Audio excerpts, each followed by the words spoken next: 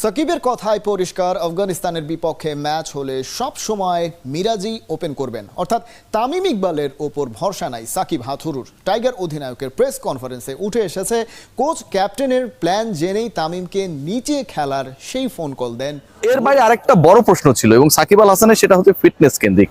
সাকিব তামিম যে ইস্যুটা তৈরি হয়েছিল, বিশ্বকাপের দলে শেষ পর্যন্ত তামিম ইকবালকে রাখাই হলো না, সিস্টেমে বাদ দিয়ে দেওয়া হলো। সাকিব এবং কোচ যেহেতু এই সিদ্ধান্তটা নিয়েছেন, তারাই তামিম ইকবালকে খেলতে হলে নিচে নেমে খেলতে হবে অথবা তাকে আফগানিস্তানের বিপক্ষে খেলানোই হবে না, সেই সিদ্ধান্তটা নিয়েছিলেন। আসসালামু আলাইকুম সুপ্রিয় দর্শক বন্ধুরা, এবার তামিম ইকবাল ইস্যুকে কেন্দ্র করে আবারও বেশ কিছু তথ্য বেরিয়ে আসলো। দর্শক বন্ধুরা, গতকালকে তামিম ইকবালকে কেন্দ্র করে সাকিব আল হাসানকে বেশ কিছু প্রশ্ন করা হয়েছিল সংবাদ সম্মেলনে, আর সেই সকল প্রশ্নের উত্তর দিতে গিয়ে আবারও বেশ কিছু তথ্য বেরিয়ে আসলো। দর্শক বন্ধুরা, আমরা এতদিন নির্বাচক নান্নুকে নিয়ে বেশ কিছু সমালোচনা করেছিলাম, কিন্তু আসলে তামিম ইকবালকে বিশ্বকাপ থেকে বাদ দেওয়ার মূল কারিগর হচ্ছে ক্যাপ্টেন এবং কোচ, আর তাদের এই দুইজনের মাধ্যমে তামিমকে বিশ্বকাপ থেকে বাদ দেওয়া হয়েছে।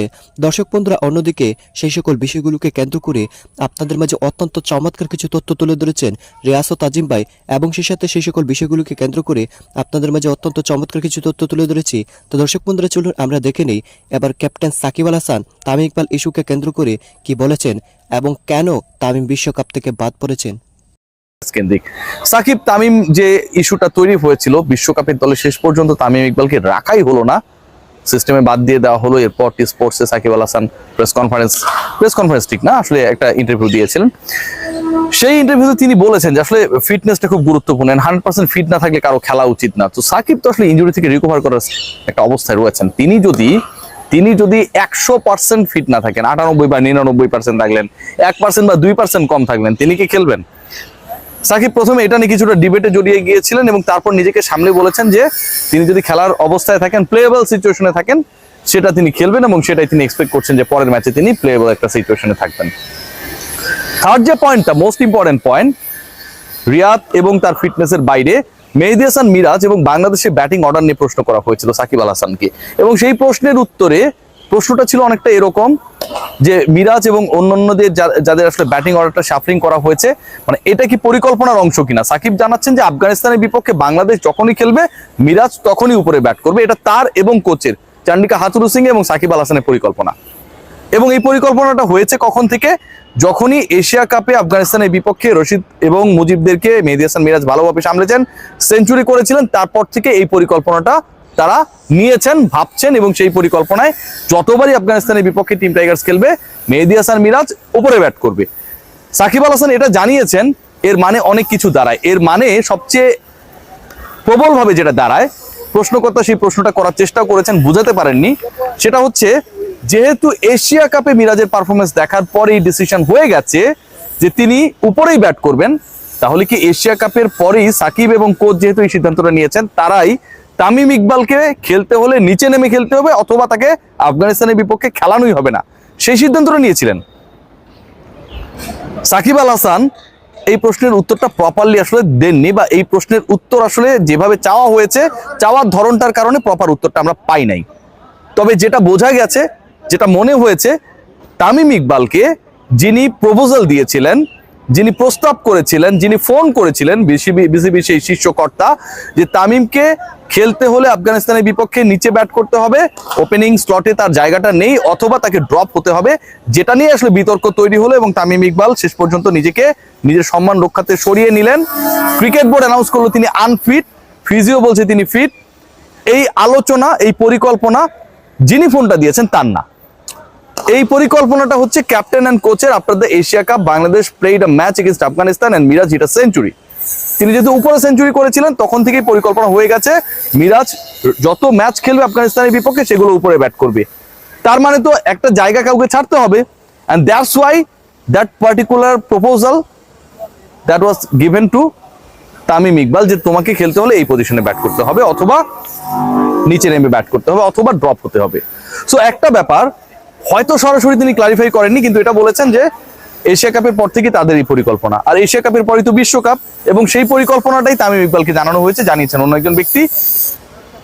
সেটা সাকিব আল হাসান জানাননি, চান্ডিকা হাথুরু সিং এ জানাননি, কিন্তু তাদের পরিকল্পনাটা যেই ব্যক্তি বিসিবির শীর্ষকর্তা তামিমকে যেই পরিকল্পনা জানিয়েছেন সেটার সাথে ম্যাচ করে, 2-2 4 হয়, 1-1 2 হয়। সো বাকিটা আপনারা বুঝে নেন কি হতে মানে কি হচ্ছে বা কি হয়েছিল। আফগানিস্তানের বিপক্ষে সেঞ্চুরি হাঁকানোর পর আপনারা প্ল্যানিং করেছেন যে মিরাজকে বিশ্বকাপেও আফগানিস্তানের বিপক্ষে টপ অর্ডারে খেলাবেন।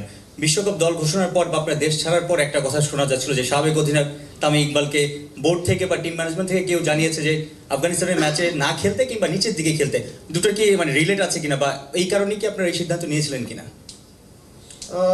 এটা তো ধরেন আমাদের প্ল্যান, আমার কোচের প্ল্যান, এটা ছিল, আছে এখনো। এরপর থেকে মেবি আফগানিস্তানের সাথে ম্যাচ হলেই মিরাজ উপরের দিকে ব্যাটিং করবে, এটা আমরা মনে করি। যেহেতু সব থেকে ভালো ফেস করেছে মুজিবকে, রশিদকে, যারা আমাদের জন্য বড় থ্রেট, তো সেই দিক থেকে তো মিরাজ উপরের দিকে ব্যাটিং করবে, এটা খুবই স্বাভাবিক। আমাদের প্ল্যানে এটা অবশ্যই ছিল। তামিমকে কেন? তামিমকে মানে সরানো বা নিচের দিকে খেলানোর প্ল্যানিং এটা কি মানে যেটা ছড়িয়েছে কথা আর কি, হ্যাঁ যে আফগানিস্তানের ম্যাচে যে তামিমকে না খেলানো বা তামিমকে নিচের দিকে খেলানো, হ্যাঁ, মানে এটা কি বলবো আমি, এটা প্রশ্নটা রিলেট কিনা? মানে ওটার সাথে কিভাবে রিলেট? যদি রিলেট থাকে ধরেন রিলেট করলেন আপনি, বাট এটার অ্যান্সারটা আমি কি দিব? মানে উনি কি আপনাদের থেকে মেসেজটা গিয়েছে? ও আপনি জানতে চাচ্ছেন যে আসলে তাকে কে বলছে? এটা আমি বলিনি এবং আমি যাই না। মিরাজকে দিয়ে আর কতজনের ব্যাটিং পজিশন নষ্ট করবেন সাকিব এবং হাতুরু? এশিয়া কাপে মিরাজ সেঞ্চুরি করার পরেই চিন্তা করেছেন যে বিশ্বকাপের প্রথম ম্যাচে আফগানিস্তানের বিপক্ষে তামিমকে ওপেনিংয়ে পাঠানো হবে না, মিরাজকে দিয়ে ওপেন করানো হবে। সেই জায়গাটাতে তামিম ইকবালকে নানা কারণে অসম্মান করা, তামিম ইকবাল বিশ্বকাপ দলে নেই। এরপর বিশ্বকাপ চলাকালীন মিরাজ কিন্তু ওপেনিংয়ে ব্যাটিং করছে না, ওপেনার না হয়ে এখন Miraz 1 down 2 down 3 down 4 down নানা জায়গায় ব্যাটিং করছে এবং যারা রেগুলার সেই পজিশনের ব্যাটার তারা কিন্তু ব্যাটিং করতে পারছে না তার পছন্দের পজিশনে এবং ওলটপালট পুরো ব্যাটিং অর্ডার, যেটা নিয়ে সবচেয়ে বেশি সমালোচনা হচ্ছে। সাকিব আল হাসান বা হাতুরু যেই প্ল্যান করছে সেটা কিন্তু আসলে পজিটিভ কিছু দিচ্ছে না বাংলাদেশের ক্রিকেটে, যেটা কিন্তু রেজাল্টেই আসলে ব্যাটারদের পারফরমেন্স এবং দলের রেজাল্টেই সেটা স্পষ্ট ফুটে উঠেছে। তামিম ইকবাল বিশ্বকাপ দলে নেই, বিশ্বকাপ দল ঘোষণার পর তামিম নিজেও স্টেটমেন্ট দিয়েছেন যে ইনজুরি নিয়ে আসলে সেরকম কনসার্ন নেই বা বিশ্বকাপে তিনি কতটুকু সাপোর্ট দিতে পারবেন, কতটুকু আসলে এফোর্ট দিতে পারবেন কিংবা দলের জন্য খেলতে পারবেন সেটা নিয়ে আসলে টিম ম্যানেজমেন্টের সাথে সেভাবে কথা হয়নি। তিনি নিজেই আসলে দল থেকে উইথড্র করেছেন বা টিম ম্যানেজমেন্টের সাথে সেইভাবে আসলে টিম ম্যানেজমেন্ট থেকে তিনি সম্মান পাননি, সেই কারণে আসলে মান অভিমানের একটা খেলা হয়েছে সেখানে। সেই জায়গাটাতে আমরা অভিজ্ঞ একজন ক্রিকেটারকে কিন্তু বিশ্বমঞ্চে পাইনি। সেই যে অভিজ্ঞ একজন ক্রিকেটারকে বিশ্বকাপের আগে আসলে ব্যাটিং অর্ডার নিয়ে ওলটপালটের কারণে পাওয়া হয়নি এবং বিশ্বকাপ চলাকালীনও কিন্তু ব্যাটিং অর্ডার ওলটপালটের বিষয়টা চলছেই, যার কারণে আসলে বাংলাদেশও কিন্তু জয়ের ধারা নেই, হারের বৃত্তেই ঘুরপাক খাচ্ছে। সাইফুর রূপক।